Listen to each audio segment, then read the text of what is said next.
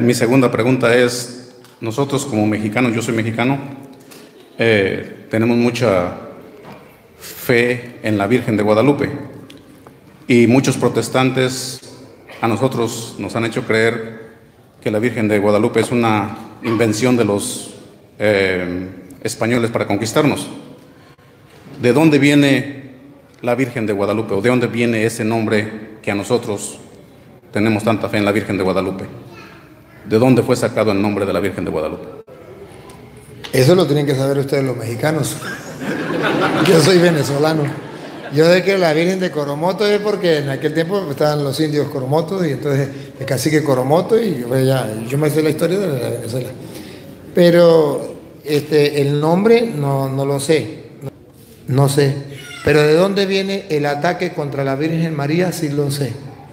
Del Génesis 3:15, pondré enemistad entre ti y la mujer. ¿El nombre de la Virgen de Guadalupe no, es alguna? No, el nombre no lo sé. ¿Lugar en España? No lo sé. Yo creo que el nombre viene. A ver, venga acá, venga. Yo no lo sé y si no lo sé, ¿cómo no le puedo responder a esa pregunta? Entonces, mi pregunta es, aquí en Mateo 12:32 dice: al que calumnie al Hijo del Hombre se le perdonará, pero al que calumnie al Espíritu Santo no se le perdonará, ni en este mundo ni en el otro. ¿Qué es calumniar al Espíritu Santo? Ok, mi segunda pregunta es que ¿quién es el representante de Dios aquí en la tierra ahora? O sea, ¿quién dejó Jesús como representante de Dios en la tierra?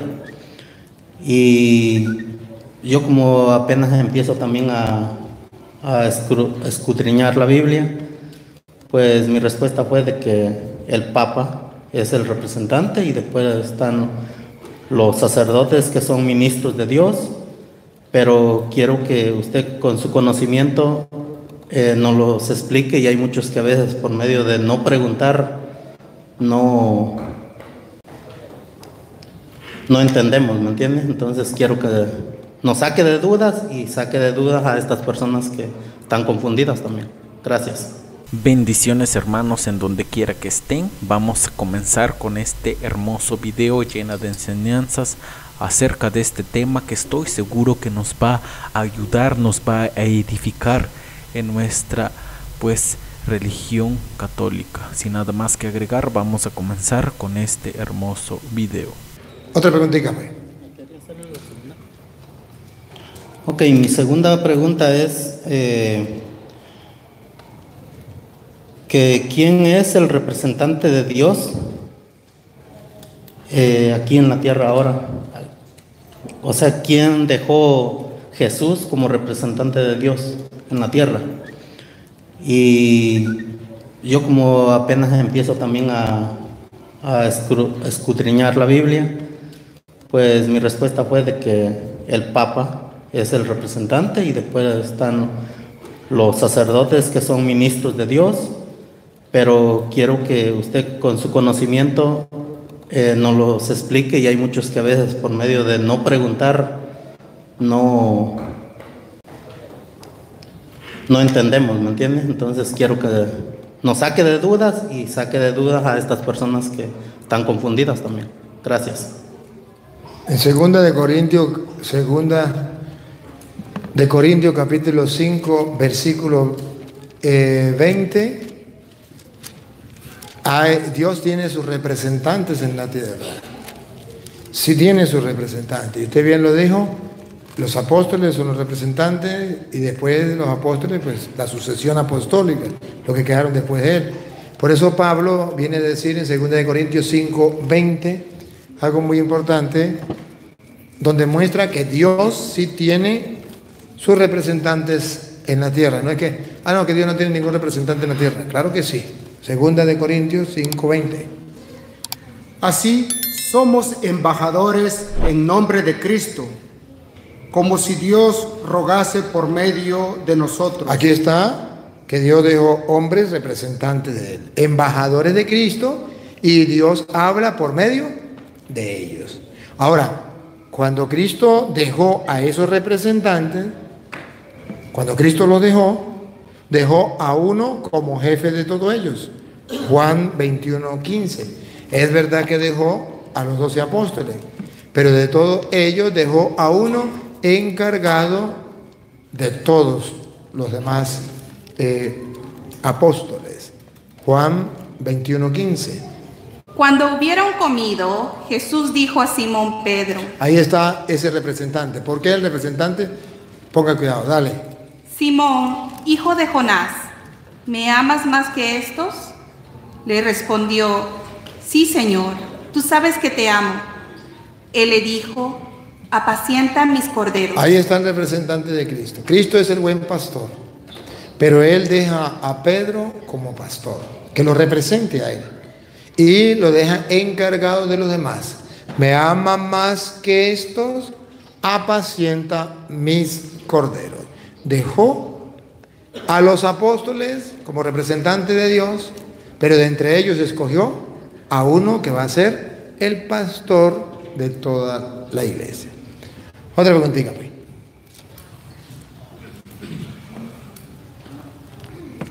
Buenas noches a todos. Mi nombre es José López y quisiera preguntarle al padre Luis Toro. A él le gusta hablar con la Biblia, yo también quiero preguntarle con la Biblia. En Juan 20, capítulo 20, versículo del 21 al 23, dice, Jesús les volvió a decir, la paz esté con ustedes, como el Padre me envió a mí, así los envío yo también. Dicho esto, sopló sobre ellos el Espíritu y les dijo, reciban el Espíritu Santo, a quienes descarguen sus pecados serán librados, y a quienes no se los regresen, se los retengan, les serán retenidos. Entonces mi pregunta es, aquí en Mateo 12:32 dice, al que calumnie al Hijo del Hombre se le perdonará, pero al que calumnie al Espíritu Santo no se le perdonará, ni en este mundo ni en el otro. ¿Qué es calumniar al Espíritu Santo? Léame Juan 20:22. Cuando Jesús dice, la paz esté con ustedes, como el Padre me envió a mí, yo lo envío a usted. El versículo 22 aclara cuál es el pecado contra el Espíritu Santo. Versículo 22. Acerque para acá, yo le pongo el micrófono.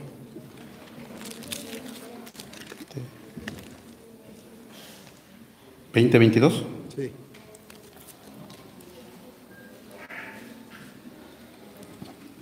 Dicho esto, sopló sobre ellos y les dijo, reciban el Espíritu Santo. ¿Qué le dio Jesús a los apóstoles para perdonar los pecados? El Espíritu Santo. Y siga. A quienes descarguen de sus pecados serán liberados. Cuando una persona cree que el sacerdote tiene el Espíritu Santo para perdonar los pecados y se confiesa y el sacerdote le da la absolución, le quedan perdonados. Pero si los evangélicos no creen que el sacerdote tiene el Espíritu Santo y no se confiesan, siga. Y a quienes descarguen de sus pecados. No. Esa fue la primera, esos fueron los católicos. A quienes descarguen. Y a quienes no se los retengan. A quienes no se lo perdonen. A quienes no se lo perdonen. Les serán retenidos. Les serán retenidos. ¿Cuál es el pecado que no es perdonado? El pecado contra el Espíritu Santo. ¿Cuál es el pecado contra el Espíritu Santo? Cuando usted no cree que en el sacerdote está el Espíritu Santo, ese que Jesús sopló y les dio el Espíritu Santo para perdonar los pecados. Pero si usted no lo cree, usted no se confiesa. Si no se confiesa, se cumple. No le quedarán perdonados. Ese es el pecado que no es perdonado, porque no cree en el Espíritu Santo que está orando en el sacerdote. Pero si usted cree que el Espíritu Santo está orando en el sacerdote y se confiesa, sus pecados le quedan. La calumnia contra el Espíritu Santo es decir que él no está orando en el sacerdote, por tanto no se confiesa, sino directamente con Dios.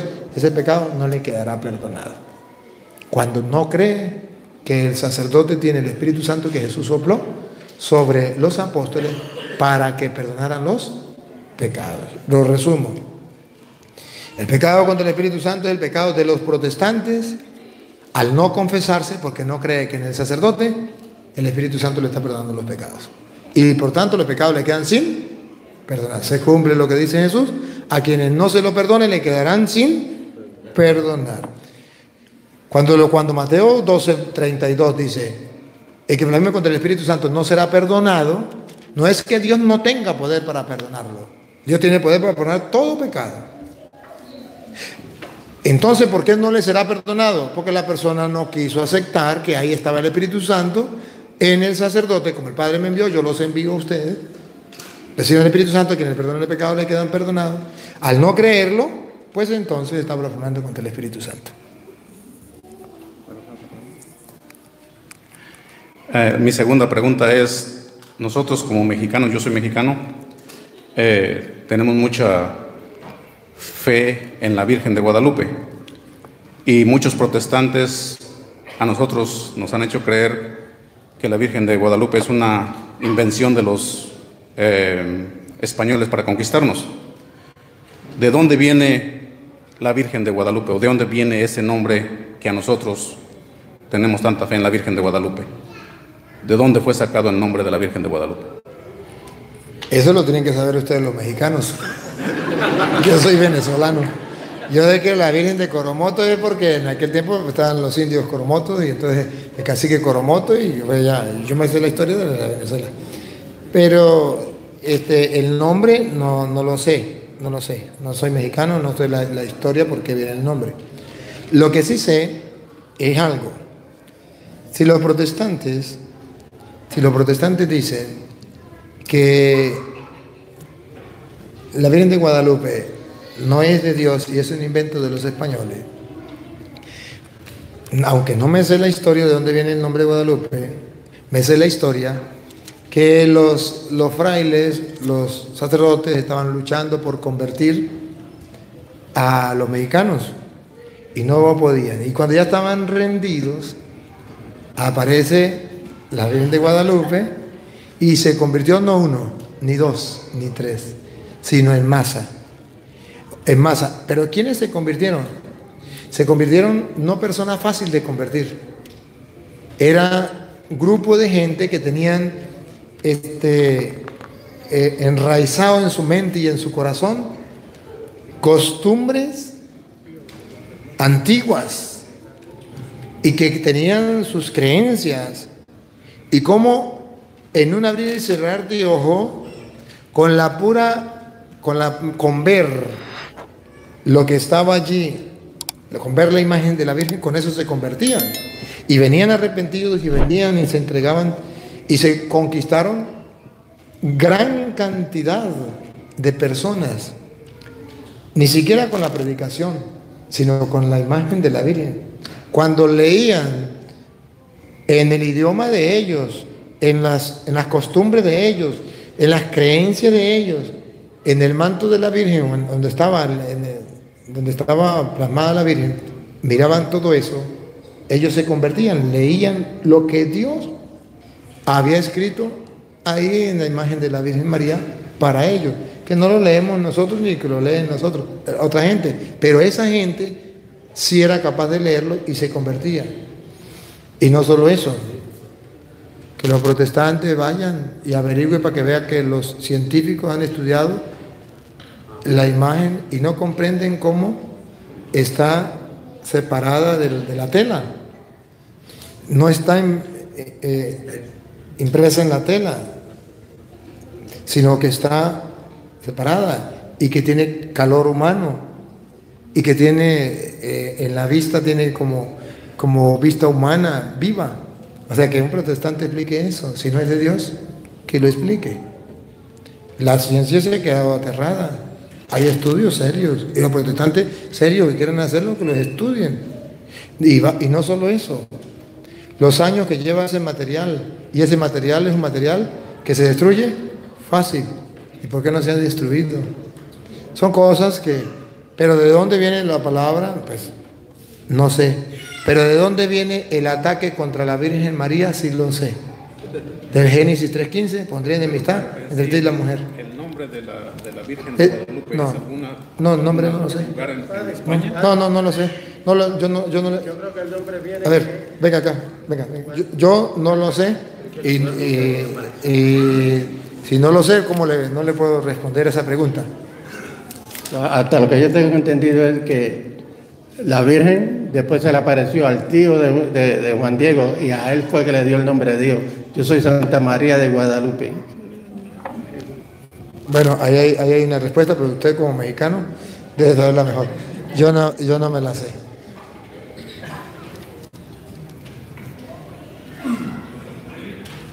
Yo he leído esa parte de esa investigación, inclusive la que usted acaba de mencionar de los científicos, pero Guadalupe en sí es el lugar donde apareció la Virgen Juan Diego, así se llamaba como el pueblito, ¿sí? Entonces prácticamente es una traducción de decir Guadalupe, pero no en sí significa, no es la palabra textualmente Guadalupe, sino que era una palabra náhuatl que se asemejaba al escucharla como Guadalupe, entonces le quedó Guadalupe. Con el paso de los años y la castellanización del pueblo indígena de aquel tiempo, fue que ya la pronunciación de Guadalupe le quedó de esa manera, pero en sí era una palabra náhuatl del lugar del pueblo donde pertenecía la comunidad, donde era Juan Diego y su tío y todo eso indígena.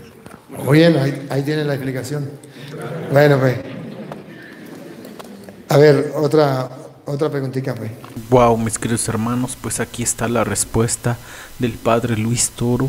Miren, mis queridos protestantes, con todo el respeto, el padre Luis Toro acepta cuando no sabe.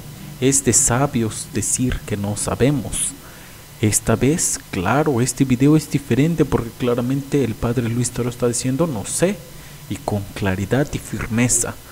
Eso habla muy bien de este sacerdote, mis queridos hermanos. Nuevamente les pedimos mucha oración para nuestro querido sacerdote, el padre Luis Toro, y también para todos los sacerdotes del mundo que hoy están pasando pues por una tribulación muy difícil.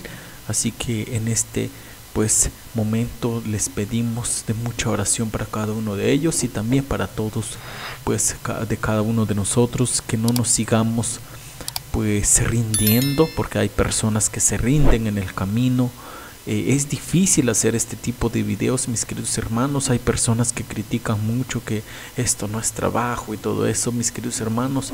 Si supieran ustedes el estrés que causa todo esto, también pues tomarse el tiempo, porque si es gran tiempo que se toma para pues subir este tipo de videos, pues todas las personas lo harían, pero es muy difícil, mis queridos hermanos. También les pedimos oraciones para que sigamos perseverando y pues sin nada más que agregar, muchas bendiciones en donde quiera que se encuentren, muchas bendiciones para sus familiares, y pues nos vamos a estar viendo en otra ocasión con nuevas enseñanzas que estoy seguro que nos van a edificar.